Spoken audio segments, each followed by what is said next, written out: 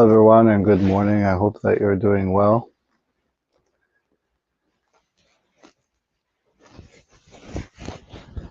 As we prepare for today, how are you feeling?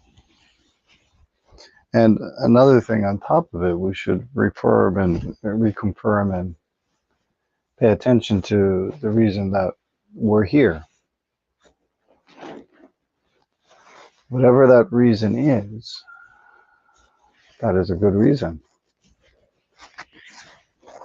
It's important because many people, I've seen many practitioners criticize people for having different reasons, but we all have our reasons. And in the guise of Buddhism, in the guise of life and spirituality, that actually whatever your reason is for being here is a pursuit towards your awakening to some type of wholesomeness, overcoming some difficulty, changing your current situation. Maybe you've had a bad relationship recently, maybe you've had problems at work, etc. However, all of these things can be helped by your practice. And again, as I've stated before, even though I am a Buddhist priest, meditation and this practice can enhance and support any spiritual practice. So I just like to make that clear, that is the reason why I'm offering sitting meditation, Dhyana meditation at this time, is because anyone of any background, whether they have any tradition, religion, or not, and also not depending on which religion or practice that they have, this is very important in one's life. This is the practicality of it, that we start to become more involved with our life, more aware. And that's the reason why I became a priest, is that because I believe and I have experienced with myself this freedom that goes beyond religion, goes beyond the confines of schools, etc., and that we're just here to realize something, to awaken to something, and that can happen through any particular practice of spirituality or non-spirituality, even through that concept of science or however you pursue your path. So I just want to say that I'm respectful to everyone's practice, and that this is meant to be a practice for human beings to be able to awaken and change something in their life. So whatever your reason is for here, I didn't want people to feel uncomfortable if you come from a different tradition or a different religion, or no tradition, no religion, whatever the situation may be. We call it in the Buddhist teaching the four siddhantas, that there are whatever good quality that you have, whatever good thing that you aspire to, we need to encourage that and support that through spiritual practice. And dhyana is an essential point. I believe that in all traditions, dhyana is a central point to it. I don't think it's spoken in that way, or even in the explained or demonstrated in the way of meditation, but I believe it's there. Whether you call it contemplation, whether you call it prayer, etc., this is dhyana, and they all fold into each other. That's why it's essential to cultivate this aspect, I believe, in order to improve our lives. And that is the real purpose in our tradition of Buddhism, was that the Buddha came to share this experience with all fellow human beings, regardless of where they come from, regardless of what religion they practice, etc. And for the one simple reason, to awaken us to our purpose in life, to awaken us to the meaning of life, to awaken us to the richness of life, I would say. Okay. So let's go ahead and prepare ourselves for our morning meditation as we're here. Let's do a little bit of stretching. A little bit to your left. Right. Use your shoulders. Maybe when you're sleeping, if you've done exercise the day before, you're a little stiff, you know. Those are all normal things, but as humans, we're supposed to move. A lot of people these days don't move for their jobs or anything. So when we move, our body becomes weak. We have certain weakness in our body or not, and that weakness is from a lack of flexibility. So you may be strong, but if you lack flexibility, as we know in the martial arts, your likelihood of getting injured is more. And when you get injured, that's where those long-term issues and challenges happen, right? That we carry on to old age, which we don't want. So it's important to take care of yourself to lessen those injuries. So now I'm going at the angle which is in line with my knee, my leg. Going forward, go back, just my head. Don't do it too hard or else you'll get whiplash. But it's okay. Other side.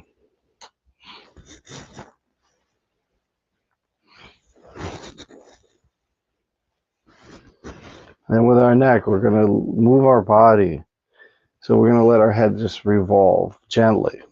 Now everything in yoga is based on natural weight. So you're not doing any extending or anything like that. You're just letting it drop where it is, but go slowly.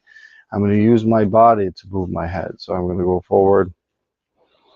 As I go to the side, I'm leaning my body. So my head naturally leans. And then when I go back, it naturally goes back. So let it, and this is also in kind of working with letting go, because you may be stiff or fear. There's some fear sometimes in people's movement that they tense, that they try to control it. Try not to control it. Just let it be there and revolve and rotate its natural way.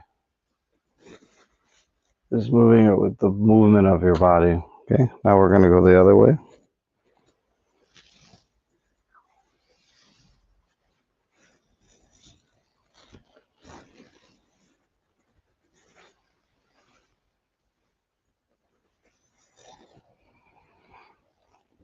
Good. Okay. Just tucking our chin. Let's do 3 purifying breaths, breathing through our nose, holding for 5, and exhaling for 7. As you exhale, you're imagining to remove all of the negativity, all of the stuff, the stiffness, etc. So let's breathe in, hold, and exhale.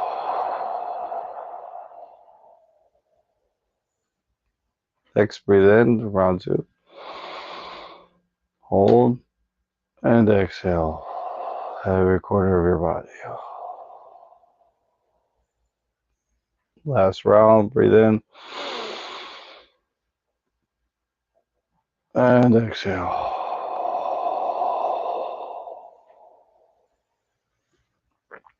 Now we're going to imagine ourselves as a stone anchor, putting our hands together and Hokkaido in, keeping it close to our body, tucking in our chin, our ears over our shoulders, our teeth gently to slightly together, tongue on the roof of the mouth. Gently close your eyes. And we're going to keep this posture as it states, as a stone anchor. Now, a stone anchor in the water may actually move a little bit. So you may see me move because I'm going left to right. We do this with big movements to small to kind of find this point. But try to keep your body quiet and let us melt away with the sound of the bells.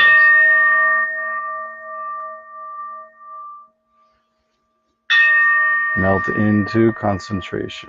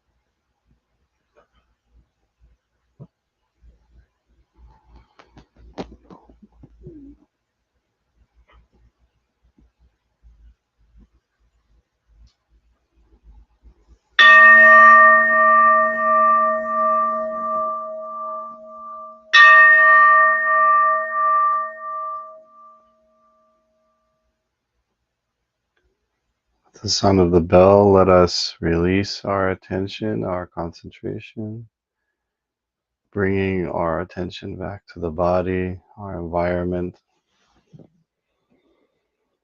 For a moment, scanning, becoming aware of our state. Very interesting that sleep, hence we are taught by Reverend Master Tiantai to regulate sleep. Our body becomes atrophied during sleep, becomes atrophied, it becomes stiff, just as if we are dying.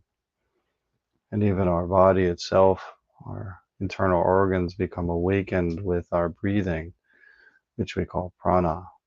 We breathe in prana or ki or chi, as you state, and our body starts to wake up. And sometimes you hear sounds of your stomach and body moving. This is another essential part of why we practice meditation. So let us see how our mind is. Is it calm? Are we relaxed? Let's become aware of this state. This may be a different state than you're used to. And it's important to realize that this is possible and that we can be able to attain this state through practice. That each day as we practice, go a little further into it, into ourselves. So as we brought our attention back to our body, released our concentration, now rub our hands together, generating heat, place over our eyes, allowing the light to naturally come in.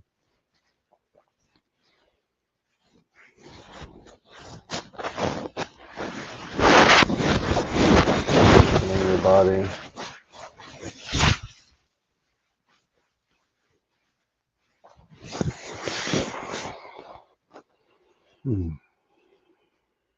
We can see how important meditation is, because one thing that always astonishes me is that how our body is waking up, how our body needs this exchange of energy, this prana, ki, chi, as you call it.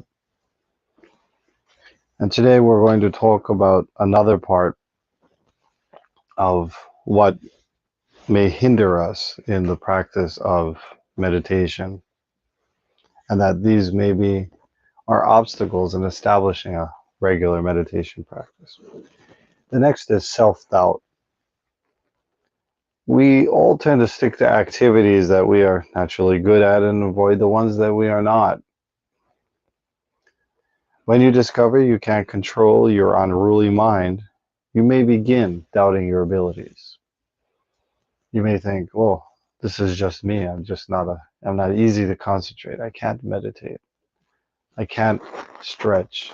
I'm too stiff. Quote, maybe I'm different in some way or just lack discipline. Or you might believe that you're not smart enough or spiritual enough for meditation. It's easy to think some inherent obstacle is holding you back, especially when you start comparing your experiences with other people that they seem to be achieving. One important aspect is that this is the reason why the teacher is very important, because the teacher is a sounding board where you can share those thoughts.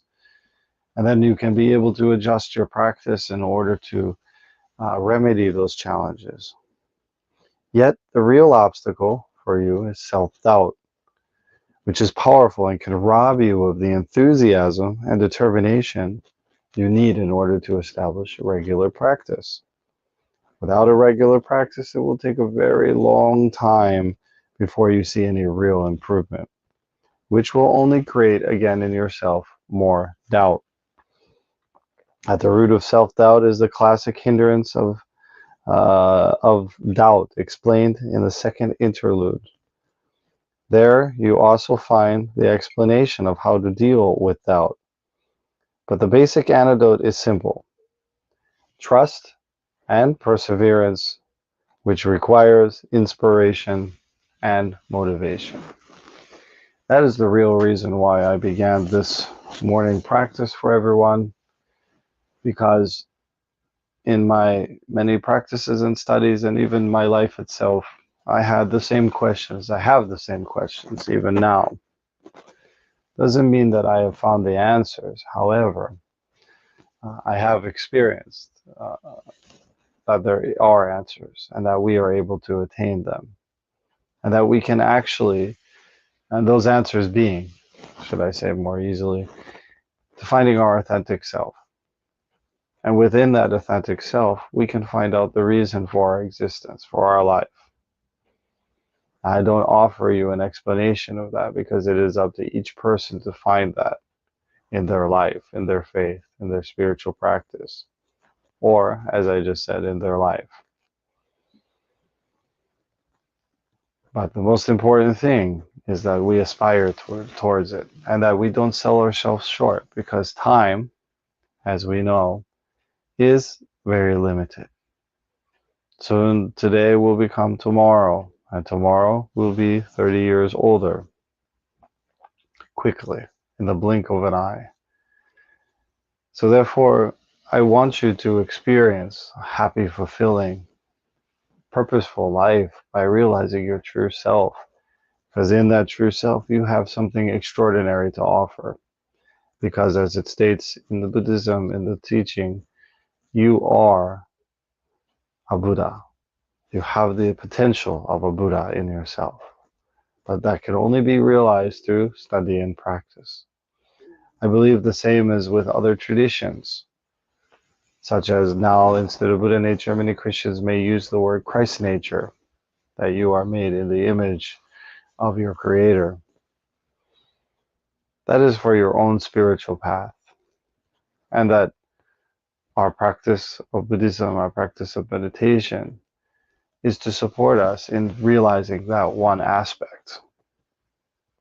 And that I believe in that one aspect, we can come to terms and understanding with the other parts of our life, giving us meaning and realizing who we are and why we are here. So thank you very much, everyone, for our morning practice together. I hope this has encouraged you. We have a seminar coming up in Seattle in about a week and a half. that will all be offered online and in person. Of course, I would love for you to be there in person. If you're unable to, please attend online. You can find that at gashodo.com. And then also this Sunday, we will be commemorating the Buddha's enlightenment. That is what we do in December, Jodoe. It's a wonderful ceremony of light and enlightenment, and that will be offered online. But again, very important that we try to come in person as much as possible, because that intercommunication between each other is so essential for practice and study. So I invite all of you to the Ozan Temple in North Tonawanda if you are able to come in person, but also we will share our Jodoe with all of our members and supporters online. So thank you very much, everyone, for your time, your practice, and your faith. Let us finish with three Daimoku. Namu-myo Horenge Kyo, Namu-myo Horenge Kyo, Namu-myo Horenge Kyo. Thank you very much and have a wonderful day.